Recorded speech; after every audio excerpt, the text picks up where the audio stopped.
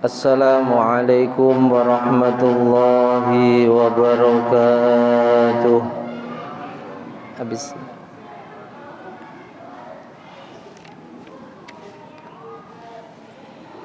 Bismillahirrahmanirrahim. Binniyati liridha'illah wa li khusuli syafa'ati Rasulillah sallallahu alaihi wa alihi wasallam. Wa li qadha'i hawaijina wa hawaijikum min hawaijid dunya wal akhirah. Wa li futuhi qulubina wa qulubikum wa li futuhi qulubi jami'i awladina dzurriyyatina.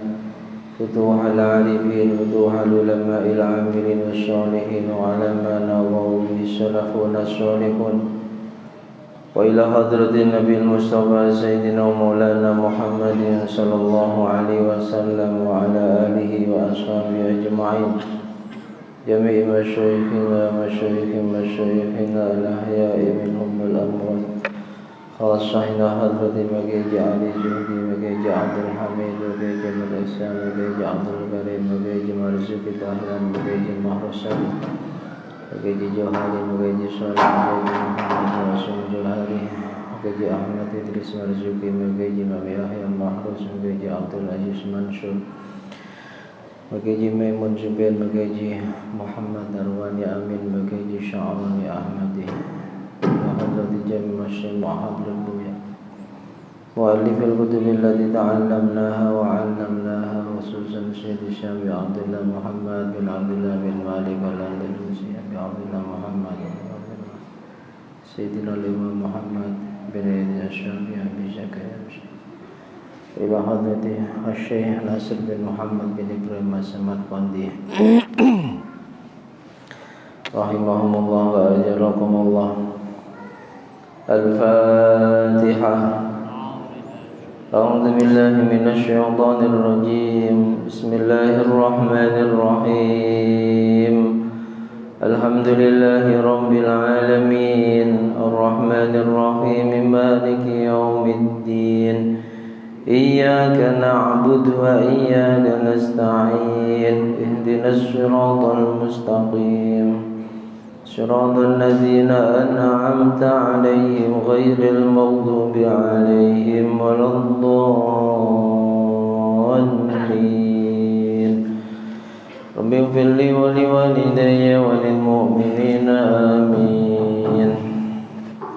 الحمد لله رب العالمين وبه نستعين على أمور الدنيا والدين.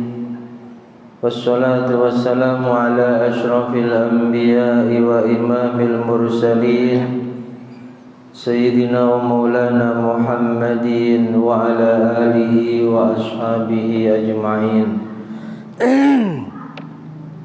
Subhanaka la ilma lana illa ma 'allamtana innaka antal alimul hakim. Rabbi shrah li sadri wa yassir li amri wahlul 'uqdatam min lisani yafqahu qawli, amin, amma ba'd. Yang kami hormati dan kami muliakan segenap jajaran pengurus dan Dewan Kemakmuran Masjid Jami Al-Ikhlas Komplek Bandar Srimas dan Aku Tahu, bapak-bapak, ibu-ibu, hadirin wal hadirat, jamaah sholat maghrib Masjid Jami Al-Ikhlas yang juga sangat kami hormati, kami muliakan. Mudah-mudahan berkah hadirnya kita di majlis kemuliaan ini benar-benar menjadi sababiyah Allah Subhanahu wa ta'ala berkenan melimpahkan ridha, rahmat dan ampunannya kepada kita, berkenan memuliakan dan membahagiakan serta menyelamatkan kita semua dunia akhirat. Amin amin Allahumma amin. Bersyukur kepada Allah Subhanahu wa ta'ala dengan ucapan alhamdulillahi rabbil alamin. Bersolawat dan bersalam kepada Rasulullah Muhammad sallallahu alaihi wasallam dengan ucapan doa Allahumma shalli wa sallim ala sayyidina Muhammad wa ala ali sayyidina Muhammad.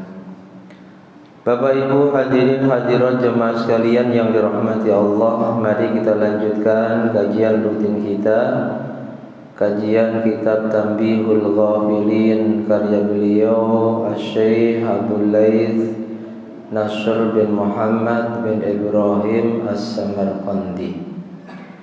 Bismillahirrahmanirrahim. Qala al-muallif rahimahullahu ta'ala wa nafa'ana bihi wa bi ulumihi wa bi asrarihi wa bi anwarihi fid dharain amin. Qala al-faqih rahimahullahu ta'ala.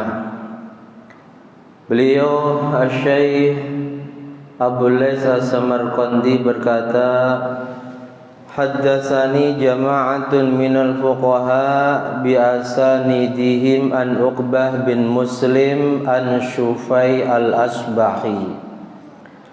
Telah menceritakan kepada kami, kepadaku, jama'atun minal fuqaha, banyak sekali ulama ahli fikih dengan sanad dari Uqbah bin Muslim dari Syufai al-Asbahi. Haddatsahu annahu dakhala al-Madinah. Beliau Syufai al-Asbahi bercerita suatu ketika beliau datang ke kota Madinah. Faizan, di saat sampai di kota Madinah, huwa birajulin qad ijtama'a alaihin nas, ada seorang laki-laki yang sedang dikerumuni oleh banyak manusia. Seorang laki-laki yang di sekitarnya berkumpul banyak manusia. Fakultu, lalu aku bertanya, man hadza, laki-laki ini siapa kok begitu mulianya, manusia banyak yang berkumpul di sekitarnya mendengarkan nasihat-nasihatnya. Faqalu, lalu manusia menjawab, Abu Hurairah. Laki-laki inilah sahabat Abu Hurairah, sahabat yang paling banyak meriwayatkan hadisnya Nabi. Meskipun Abu Hurairah ini masuk Islamnya belakangan dibanding dengan sahabat Abu Bakar, Umar, Utsman, Ali, sahabat-sahabat mulia lainnya. Abu Hurairah itu masuk Islam 3 tahun setengah kurang lebih sebelum Rasul wafat. Jadi sangat sebentar berjumpa dengan Rasul menyatakan dirinya masuk Islam. Tetapi Abu Hurairah meskipun masuk Islamnya belakangan, riwayat atau hadis-hadisnya Nabi ini kebanyakan adalah yang meriwayatkan sahabat Abu Hurairah. Karena setelah masuk Islam, tiada waktu dilewati oleh Abu Hurairah kecuali selalu bersama Rasulullah. Di saat sahabat-sahabat yang lain sibuk dengan aktivitasnya, Abu Hurairah ahlus sufah. Abu Hurairah dan sebagian para sahabat yang tidak punya pekerjaan, yang tidak punya tempat tinggal, ini tinggalnya di emperan masjidnya Rasulullah. Makan sehari-harinya ini ya menunggu kalau ada orang yang ngasih. Fokus selalu membersamai Rasulullah. Ini sahabat Abu Hurairah. Fadanautu minhu hatta taqaddamtu banai baina yadai. Lalu setelah aku tahu bahwa laki-laki yang sedang dikerumuni manusia yang begitu banyak, mereka semua mendengarkan nasihat-nasihat laki-laki itu adalah Abu Hurairah, aku mendekat. Kata Syufai al-Asbahi yang meriwayatkan riwayat ini, aku mendekat hatta taqaddamtu baina yadayhi, akhirnya aku berada persis di depannya sahabat Abu Hurairah. Wa huwa yuhadditsun nas, di mana saat itu Abu Hurairah sedang asik menyampaikan pencerahan-pencerahannya kepada manusia, menyampaikan hadis-hadisnya Rasul, memberikan tausiah dan nasihat-nasihatnya kepada manusia. Falamma sakata wa khala, ketika sudah selesai Abu Hurairah menyampaikan nasihatnya, Abu Hurairah menyampaikan ta'limnya, qultu lahu, lalu aku menyapa dia. Aku doakan Abu Hurairah, ansyadakallah, semoga Allah panjangkan umurmu, semoga Allah limpahi rahmat dan kasih sayangnya padamu. Ya Abu Hurairah, wahai Abu Hurairah, hadisni hadisan, ceritakan kepadaku sebuah hadis, sami'tahu min Rasulillah sallallahu alaihi wasallam wa hafidtahu wa 'allamtahu wa 'amilta bihi. Ceritakan padaku, kata Syufai al-Asbahi, wahai Abu Hurairah, sebuah hadis yang engkau mendengarkan langsung dari Rasulullah, lalu engkau hafalkan hadis itu, lalu engkau ajarkan hadis itu, wa 'amilta bihi, dan engkau amalkan hadis itu. Permintaan Syufai al-Asbahi. Faqala, lalu sahabat Abu Hurairah berkata, uqud, duduklah. Duduklah, la uhadditsannaka bihadisin haddatsanihi Rasulullah sallallahu alaihi wasallam ma ma'ana ahadun ghairi wa ghairi. Duduklah, sungguh aku benar-benar akan menceritakan padamu sebuah hadis yang aku dengar langsung dari Rasulullah, dan saat aku mendengar hadis itu tidak ada orang yang duduk bersamaku, aku sendirian. Aku akan ceritakan padamu dan pada kalian semua yang ada di majelis ini. Tsumma nashagha nashwatan, lalu Abu Hurairah menarik napas yang sangat panjang seperti memikirkan sesuatu. Syahqa syahqatan, menarik napas yang sangat panjang. Fakharra maghsyiyan alaihi, lalu belum sempat menceritakan hadis tersebut, Abu Hurairah pingsan. Abu Hurairah pingsan. Lalu setelah pingsan, maka sakalilan, sebentar kemudian, afaqa bihi, Abu Hurairah sadar, kemudian dia masaha wajah, mengusap wajahnya. Thumma qala, lalu Abu Hurairah berkata lagi, la uhadditsannaka bihadisin haddatsanihi Rasulullah sallallahu alaihi wasallam, sungguh aku akan menceritakan kepadamu dan kepada kalian semua yang duduk di majlis ini hadis yang aku dengar langsung dari Rasulullah, dan saat aku mendengar hadis ini tidak ada seorang sahabat pun yang bersamaku, aku mendengarkan sendirian. Lalu belum sempat cerita, menghela nafas yang panjang lagi, famakasa tawilan, pingsan lagi untuk kedua kalinya. Dibiarkan sadar, wa masaha wajahu, mengusap wajahnya. Lalu dia berkata lagi, setelah pingsan yang kedua, sadar dari pingsannya yang kedua, Abu Hurairah baru berkata, haddatsani Rasulullah sallallahu alaihi wasallam, sungguh telah menceritakan kepadaku beliau baginda Nabi Muhammad sallallahu alaihi wasallam. Faqal, Nabi bersabda, Nabi bercerita, innallaha tabaraka wa ta'ala idza kana yaumul qiyamah yaqdi baina khalqihi fakullu ummatin jathiyah.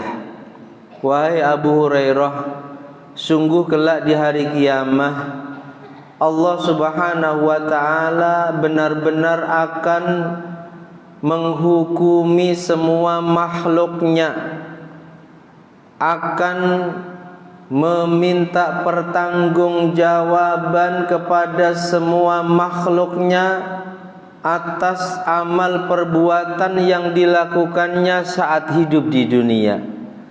Fakullu ummatin jasiyah, dan di saat Allah memutuskan memberikan vonis kepada makhluknya, ada yang divonis neraka, ada yang divonis surga, semua tergantung amal perbuatannya. Kullu ummatin jasiyah, mereka semua manusia dalam keadaan bertekuk lutut. Jasiyah, bertekuk lutut. Wahai Abu Hurairah, ketahuilah, awwalu man yud'a bihi, manusia yang pertama kali dipanggil oleh Allah untuk mempertanggungjawabkan amal perbuatannya saat di dunia, rajulun qad jama'al Qur'an, adalah orang yang mengumpulkan Al-Quran, orang yang banyak bahkan hafal Al-Quran 30 juz. Wa rajulun qutila fi sabilillah, dan orang yang di dunianya qutila fi sabilillah, berperang dalam rangka meluhurkan agamanya Allah dan syahid di medan pertempuran. Wa rajulun katsirul mal, dan yang ketiga, orang yang pertama kali diundang, orang yang pertama kali dipanggil untuk dimintai pertanggungjawaban amalnya, rajulun katsirul mal, adalah orang yang Allah anugerahi harta yang banyak.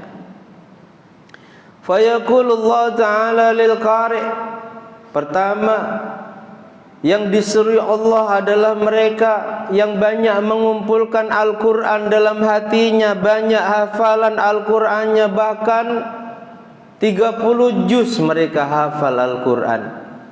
Allah panggil, Allah seru, lalu Allah katakan kepadanya, fulan, alam u'allimuka ma anzaltu ala rasuli. Fulan, apakah saat di dunia dengan hafalan Al-Qur'anmu engkau ajarkan kepada orang lain apa yang engkau hafalkan? Qala bala ya Rabb. Lalu penghafal Al-Quran ini menjawab, benar ya Rabb, apa yang aku hafalkan aku ajarkan kepada orang lain. Faqala madza amilta fima, lalu dengan Al-Quran yang engkau hafalkan, apa yang kamu lakukan? Apa yang kamu lakukan dengan Al-Quran yang kamu hafalkan itu? Qala kuntu aqumu bihi ana al-lail wa ana an-nahar. Wahai Tuhan, sungguh dengan Al-Quran yang aku hafalkan, kecuali aku ajarkan kepada manusia lain, dengan Al-Quran aku beribadah kepadamu siang dan malam. Aku mubihi ana al-lail wa ana an-nahar, siang malam aku banyak beribadah kepadamu dengan membaca Al-Quran.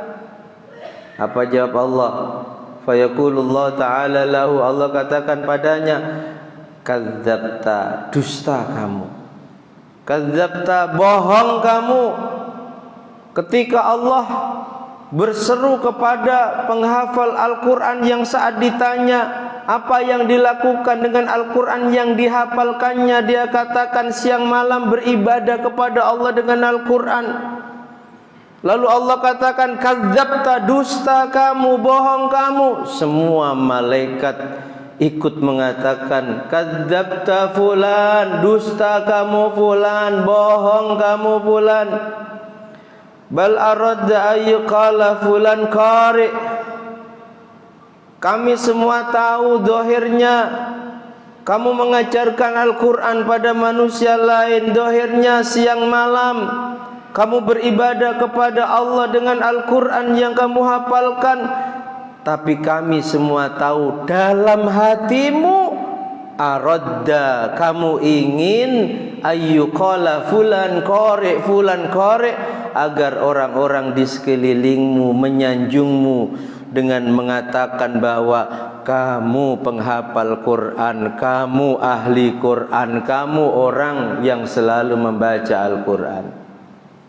Faqad qila dzalik, kompak semua malaikat memberikan kesaksian bahwa si fulan pembaca Al-Quran itu dohirnya benar beribadah dengan Al-Quran, tapi dalam hatinya dia ingin semua manusia yang ada di sekitarnya menganggap bahwa dia penghafal Quran, dia ahli Quran, dia orang yang selalu membaca Al-Quran.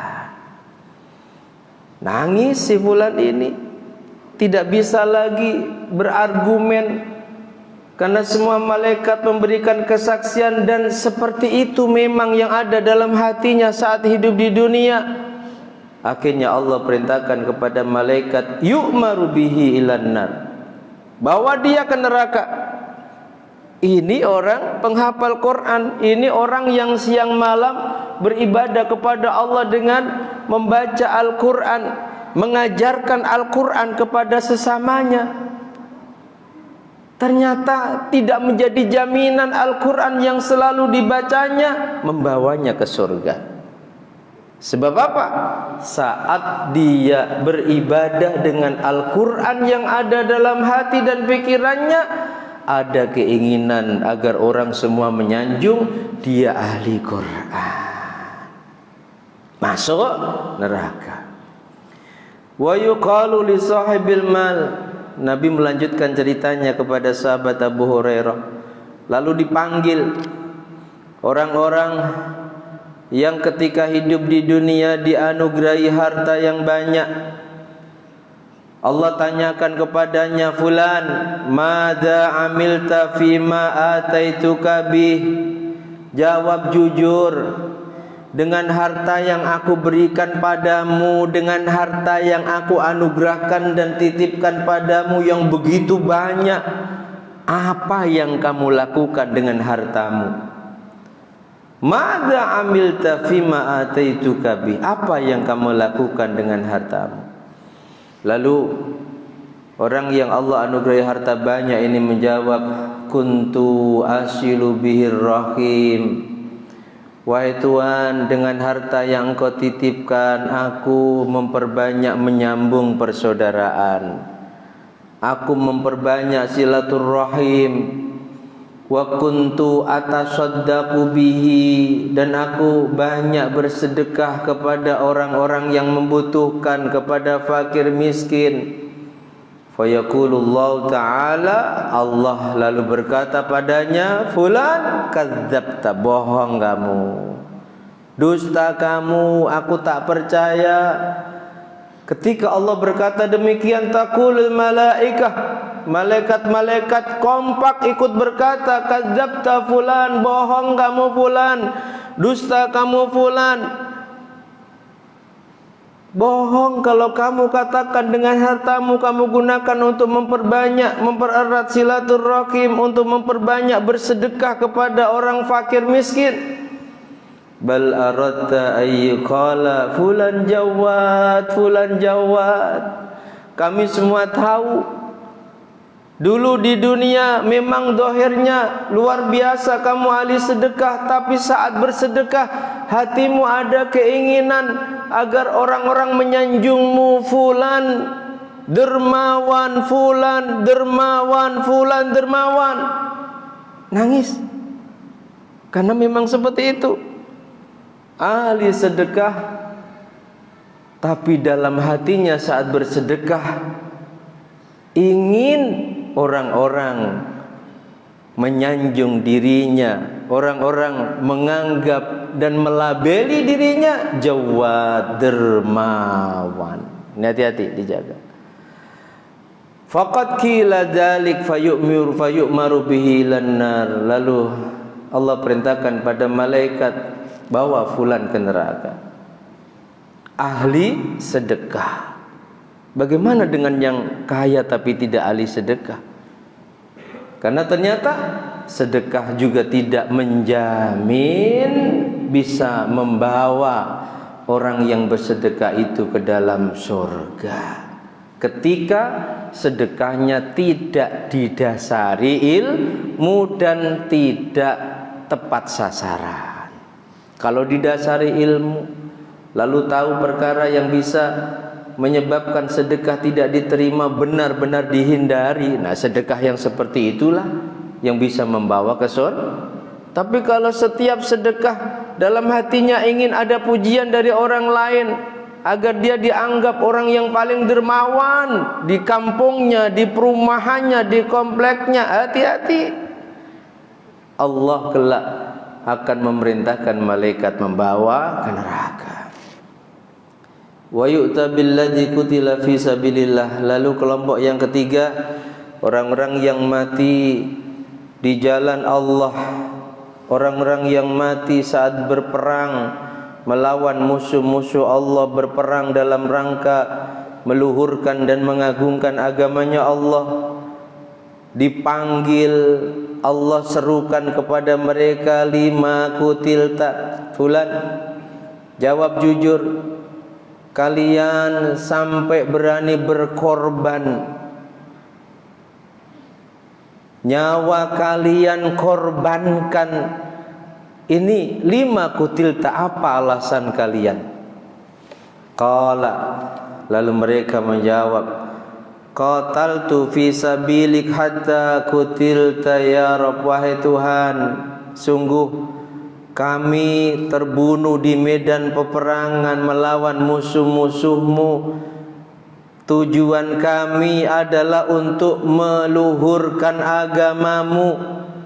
Qataltu fi sabilik, kami berperang dalam rangka meluhurkan agamamu, hatta kutiltu, sampai akhirnya aku terbunuh dalam peperangan itu. Allah jawab, fulan kadzabta, bohong kamu. Kadzabta, dusta kamu si fulan. Bukan itu yang murni menjadi tujuanmu, kata Allah. Fataqulul malaikah, lalu kompak malaikat juga berkata, kadzabta fulan, bohong kamu fulan, dusta kamu fulan. Kami semua tidak percaya wahai fulan, kami tahu. Bal aradta ayyakula laka jari, kamu berperang zahirnya seperti meluhurkan agamanya Allah, tapi dalam hatimu ada niat agar orang-orang menganggap kamu orang hebat, kamu kesatria, kamu pemberani. Kami semua tahu fulan, bukan murni tujuanmu untuk meluhurkan agamanya Allah, tapi kamu ingin disanjung, kamu orang hebat, kamu pemberani, kamu kesatria. Faqad qila dzalik, malaikat semua mengatakan demikian, memberikan kesaksian bahwa si fulan ini tidak murni berperangnya dalam rangka sabilillah, tapi ada niat agar terkenal dia kesatria. Fayu'maru bihi ilan nar. Lalu Allah perintahkan malaikat untuk membawanya ke neraka. Setelah Rasul bercerita demikian kepadaku, kata sahabat Abu Hurairah, summa dzaraba Rasulullah sallallahu alaihi wasallam ala rukbati, beliau lalu memukulkan tangannya di atas rukbati, lututku, memukulkan tangannya di atas lututku sambil berkata, ya Aba Hurairah, ulaika salasah awwalu khalqillah tus'aru bihimun nar yaumal qiyamah. Aba Hurairah, ketahuilah bahwa 3 golongan manusia inilah yang pertama kali merasakan panasnya siksa neraka. 3 golongan manusia inilah yang pertama kali tas'aru bihimun nar, akan dibakar dengan panasnya api neraka kelak di hari kiamat. Makanya setiap ingat hadis ini Abu Hurairah pingsan, membayangkan penghafal Quran yang siang malam selalu beribadah kepada Allah dengan Quran yang dihafalkannya. Orang kaya yang ahli sedekah, orang yang mati di medan pertempuran melawan musuhnya Allah, ternyata sebab salahnya niat mereka dalam beribadah kepada Allah, baik itu yang hafal Quran maupun yang dermawan ahli sedekah maupun yang terbunuh di medan pertempuran, sebab salahnya niat, sebab kurang ikhlasnya niat saat beribadah kepada Allah, Allah perintahkan mereka semua masuk di dalam neraka. Bahkan Nabi katakan ketiga golongan manusia inilah awwalu khalqin, makhluk yang pertama kali merasakan panasnya api neraka. Lalu bagaimana dengan kita yang hafal Quran saja tidak, yang ahli sedekah juga tidak, apalagi sampai rela mengorbankan nyawa kita berperang dengan musuhnya Allah untuk meluhurkan agamanya Allah. Itu yang diingat sahabat Abu Hurairah. Tentu peluang untuk ke surganya jauh lebih berat, lebih sulit dibanding mereka yang menghafalkan Al-Quran. Sampai akhirnya hadis ini diceritakan oleh sahabat-sahabat yang hadir di majlis tersebut. Fabalagha dzalikal khabar ila Muawiyah, dan sampai kepada sahabat Muawiyah bin Abi Sufyan. Sahabat Muawiyah fabaka bukaan syadidan, mendengar hadis yang diceritakan oleh Abu Hurairah ini juga menangis histeris. Menangis membayangkan nasibnya kelak di hari kiamat. Kalau para penghafal Quran saja ternyata belum tentu masuk surga. Orang kaya yang dermawan juga ternyata belum tentu masuk surga. Orang yang syahid di medan pertempuran juga ternyata belum tentu masuk surga. Lalu bagaimana dengan kita yang tak punya amal-amal baik tersebut? Dan orang itu kalau hatinya lunak, hatinya sensitif, mudah mendapatkan bimbingan nur hidayahnya Allah, membaca hadis seperti ini langsung terbayang memikirkan nasibnya kelak di akhirat, yang ternyata orang yang begitu hebat dengan hafalan Qur'annya, dengan sedekahnya, dengan syahidnya di medan pertempuran saja belum tentu masuk surga. Shadaqallahu wa rasuluh. Lalu sahabat Muawiyah berkata, benar apa yang dikatakan oleh Abu Hurairah.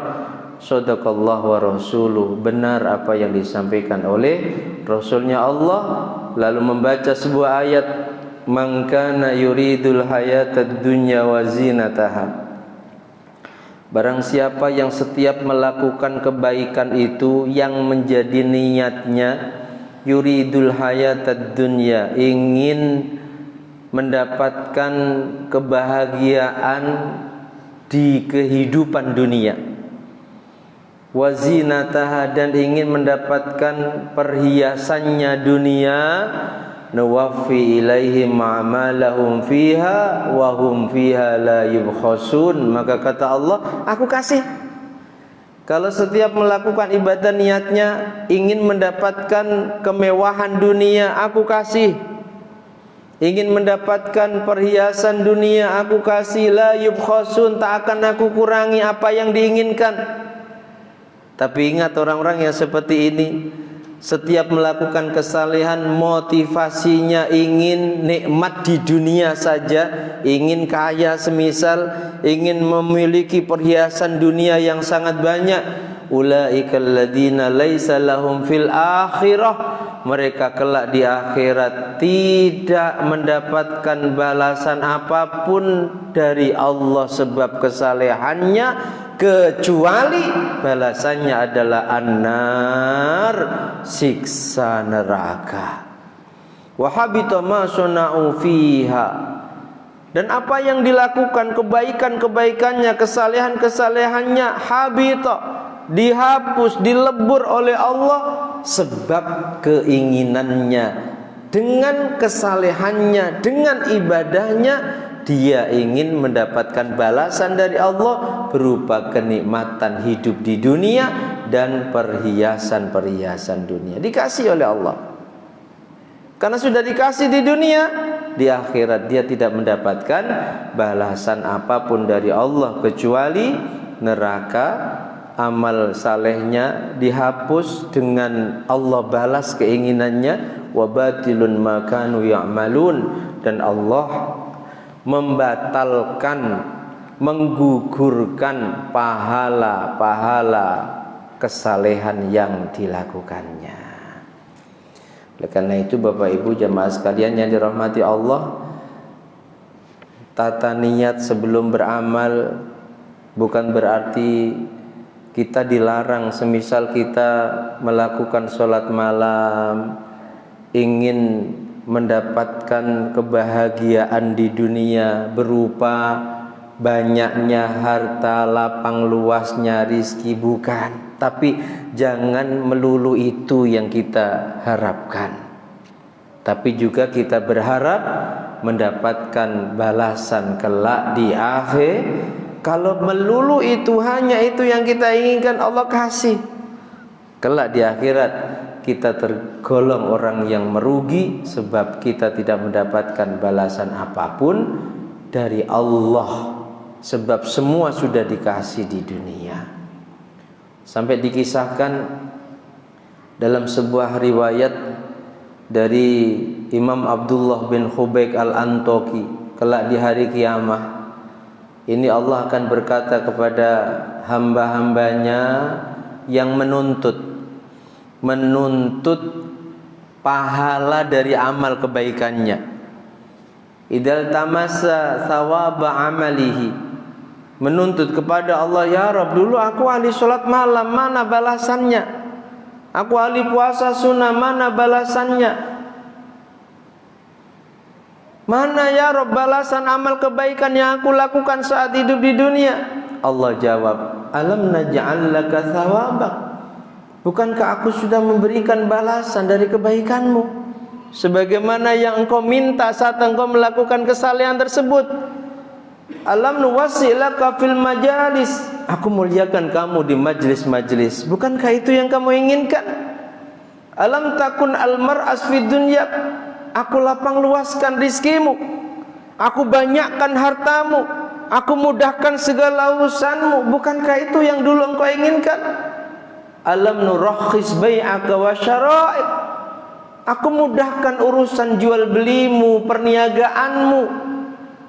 Alam takun misla hadza wa sybah, semua sudah aku kasihkan, kamu nuntut apa lagi? Kamu nuntut apa lagi? Kamu dulu ingin kaya sebab kesalehanmu, aku kayakan kamu. Kamu dulu ingin terpandang, aku jadikan engkau terpandang.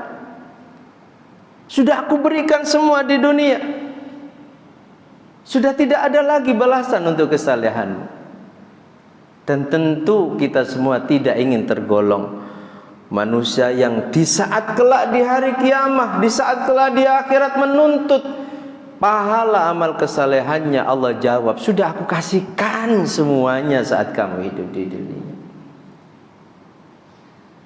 Caranya bagaimana? Tata niat saat melakukan amal soleh apapun, jangan hanya dengan kebaikan dan ibadah kita Allah mudahkan urusan dunia kita, jangan. Tapi kecuali dunia juga akhirat. Ikhlaskan amal karena Allah, sebab dengan ikhlas itulah yang akan menjadi simpanan serta tabungan kita kelak di akhirat, yang tentunya sekali lagi sebagai manusia normal ya, kecuali orang-orang khos yang memang makomnya tinggi, beribadahnya kepada Allah ikhlas lillah karena Allah, tidak karena yang lain, kita diperbolehkan minta kepada Allah bagian kita di dunia. Tapi jangan lupa ada bagian yang juga perlu kita mintakan, dan itu sifatnya lebih langgeng, sifatnya lebih sempurna, yakni bagian kita, balasan kita dari semua amal kesalehan kita kelak di akhirat. Mudah-mudahan Allah Subhanahu wa taala ini terus memberikan pertolongan kepada kita, sehingga setiap kita melakukan amal soleh sekecil apapun, kita bisa menata hati dan niat kita semata-mata karena ingin mendapatkan ridhonya, ingin mendapatkan balasan darinya, kecuali di dunia juga kelak di akhirat. Mudah-mudahan, amin, Allahumma amin. Demikian, Allahu a'lam bishawab. Al-Fatihah. Insyaallah.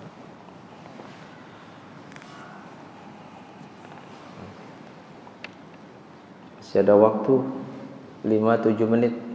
Silakan kalau ada pertanyaan. Terima kasih Pak. Jadi kan Pak Ustadz mengatakan penghafal Al-Quran dibawa ke belakang gitu. Sedangkan dalam hal ini kalau dipikir-pikir kita dibaca mengikhlaskan diri itu bagaimana? Ya. Bukan saya yang berkata ya, tapi Rasulullah. Disampaikan oleh sahabat Abu Hurairah. Artinya dari hadis ini pelajaran yang bisa kita ambil, tidak menjadi jaminan orang-orang yang kelihatan hebat dengan hafalan Al-Qur'annya itu pasti menjadi penghuni surga. Nah, kalau ingin menjadi penghuni surga, yaitu tadi, tata hati dan niat kita. Setiap kita melakukan kesalehan apapun, entah jamaah, entah duduk di majlis seperti ini, entah puasa sunnah, entah sholat malam, entah baca Quran siang malam, entah sedekah, niatkan ikhlas karena Allah. Jangan sampai seperti yang disampaikan Rasul, dia selalu baca Quran tapi ternyata dalam hatinya kotor. Ada niat agar orang-orang itu menyanjungku dan menganggap akulah ahli Quran. Itu yang menjadi masalah. Nah, itu hilangkan. Sulit Ustaz, paksa. Jangan lalu sebab merasa belum bisa murni karena Allah tak mau baca Quran. Ini salah lagi. Ini salah lagi. Tetap kita benahi. Lewat apa? Lewat majelis seperti ini. Kita tidak akan tahu bahwa oh ternyata bahaya ya saat kita beramal lalu dalam hati kita ingin disanjung, ternyata bahaya. Kalau masih ada seperti itu, terus amal lakukan, dibenahi. Lewat kita mendengarkan bahayanya riya, lewat kita mendengarkan keutamaannya ikhlas dan seterusnya. Ya. Jadi baca Quran tetap kerjakan. Belum bisa ikhlas, terus lakukan. Karena kalau beramal nunggu ikhlas ya akhirnya sampai mati kita nggak jadi beramal. Makanya Fudail bin Iyad mengatakan tarkul amal li ajlin nas riya. Orang nggak mau beramal karena alasan manusia. Kenapa nggak baca Quran lagi? Belum bisa ikhlas Ustaz. Itu sudah riya. Kenapa nggak sedekah lagi? Belum bisa ikhlas. Terus nunggu ikhlas kapan? Sampai mati, yang lain sudah begitu banyak beramal, kita belum beramal. Beramal nunggu corona selesai kapan? Ya corona jalan, adaptasi dengan corona, amal tetap lakukan. Kan ada orang yang karena begitu besarnya takut pada corona, akhirnya 2 tahun nggak pernah ke masjid. Ya, sana-sana di sini nggak ada insya Allah.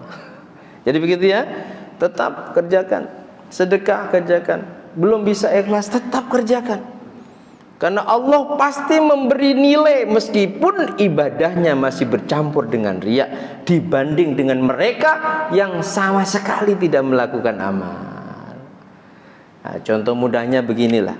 Guru punya murid 10, ujian dikasih soal 10, ada yang mengerjakan 10 benar semua 100 nilainya, ada yang 6 benar 6 nilainya, Ada yang salah semua, tapi ada yang tidak mengerjakan sama sekali.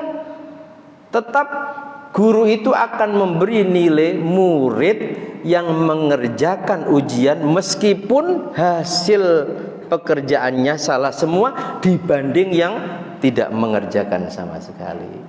Dan kita berbenah lewat majelis-majelis seperti ini, ya. Sekali lagi, jangan berhenti beramal dengan alasan belum bisa ikhlas. Itu sudah riya. Lalu bagaimana beramal? Masih belum bisa ikhlas, gak apa-apa. Ibarat amal yang tercampur dengan penyakit hati itu penyakit, obatnya berdoa.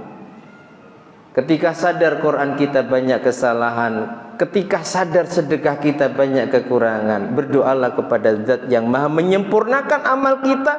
Ya Allah, ya Rabb, dengan segala kekurangan ibadahku, mohon berkenan menerimanya. Paham? Mohon berkenan menerima. Makanya dianjurkan setelah melakukan amal soleh apapun, berdoalah dengan doa yang dipanjatkan Nabiullah Ibrahim setelah merenovasi Ka'bah dengan putranya Ismail. Yang perintahkan bangun kembali Ka'bah Allah. Meskipun demikian, logikanya pasti Allah menerima. Meskipun demikian, Nabi Ibrahim setelah membangun Ka'bah, beliau berdoa dengan sebuah doa, Rabbana taqabbal minna innaka antas samiul alim. Terima ya Rabb ibadahku ini dengan segala kekurangannya. Innaka antas samiul alim, engkau zat yang maha as-sami, maha mendengar, alim, maha mengetahui, ya. Jadi tetap beramal. Sekali lagi, jangan sampai kita hentikan amal kita sebab kita belum bisa ikhlas. Mohon terus, mudah-mudahan Allah beri kekuatan kepada kita, mampu beramal dengan benar-benar ikhlas karenanya, bukan karena lainnya. Amin Allahumma amin. Cukup? Udah masuk waktu? Hah? Cukup. Al-Fatihah.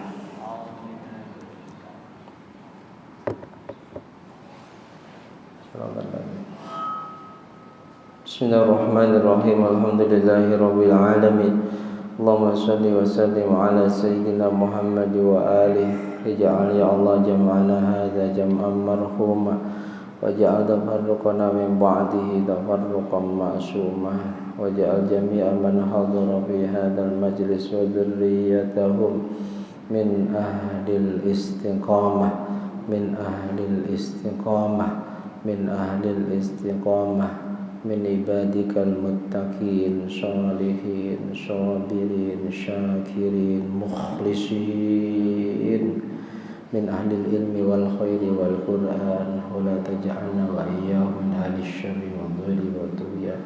Wa sallallahu ala sayyidina Muhammad wa alihi wa sahbihi wa sallam. Alhamdulillahi rabbil alamin.